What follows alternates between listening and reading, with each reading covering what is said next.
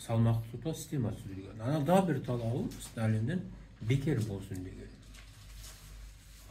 Система медицина қызмет көрсету бекер болсын деген. Мына бұл азыркы медицинаны түзілу іштеп кетіші президенттен көзқарас болады. Сталин сияқты эле азыр президент чакырып, Саламат сактоо министринде бизге элдин ден соолугу оң болуш керек. Төрөт өзүнүн нормасында жүрүш керек, азайтпаш керек. Адамдын өмүр сүрүүсү узарыш керек.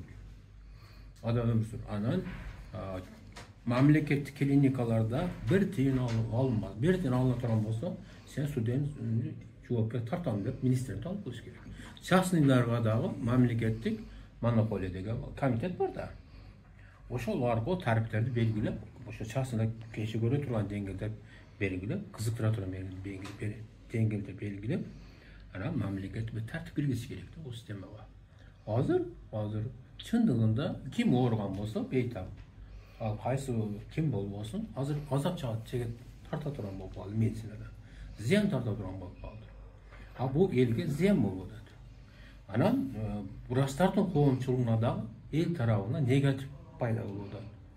Чындыгында медицина бул гумандуулуктун негизинде илимий, сиз илимин окуп чыксаңыз тарыхын, гумандуулуктун негизинде иштеген. Кылымдар бою медицина.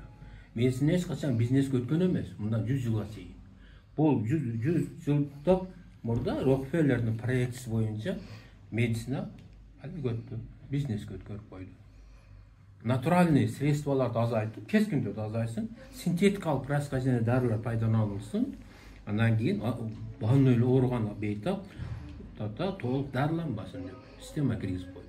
Ошону менен 100 жылдан бери официалдуу медицина болуп, мамлекеттик административдик ресурстардын баардыгы тең азыркы официалдуу медицинага таянып, ошонун жоолоруна таянып, ушундай иштеп калды. Азыр медицина чындыгын айтканда, о бейтап келе турган болсо, акчасын алат, анан оорусунун изин калтырып коет.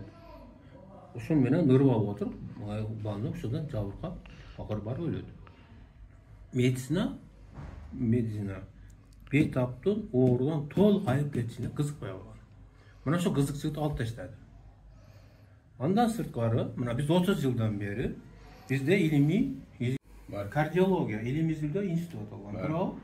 Детский гематология илимий изилдөө институту болгон. Бар.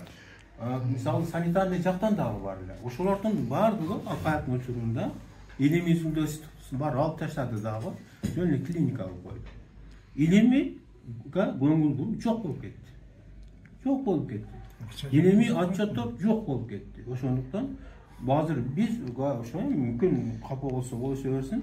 Азыркы илимдин доктору болгондор, кандидаты болгондор эмне менен акча алышты? Пара менен акча алышты. Эч качан илимге кызыкпайт булар. Илимге кызыкпайт. Илим доктор болуп алыш, бир отделениени алып, заведующий болуш, ошол жерде акчага иштеш, кызыкчылыгы ушунда болуп калды. Болду ушул. Пациент эмне болуп атат, кандай болуп атат, тырнактан кызыгып койбойт. Мындан дагы эмне жабыркап атат, бейтап жабыркап атат.